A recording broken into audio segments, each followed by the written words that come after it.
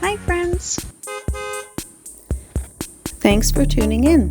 If you like this video, please give it a like, comment below, and take a moment to subscribe to our channel. Welcome to downtown Houston, Texas. Houston is the largest city in Texas and the fourth largest city in the United States. Downtown is the city's main business district and sits near Buffalo Bayou, which runs through the heart of the area.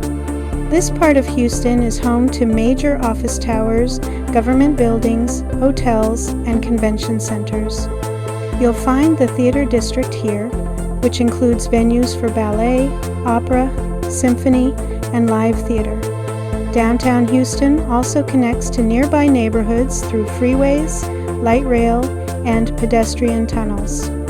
The city is known for its strong ties to the energy industry, aerospace, shipping, and medical research. Thank you very much. Houston was founded in 1836 and named after Sam Houston, a key figure in Texas history. Today, downtown continues to grow with new development, housing, and public spaces. Thank you for joining us on this tour of Houston, Texas.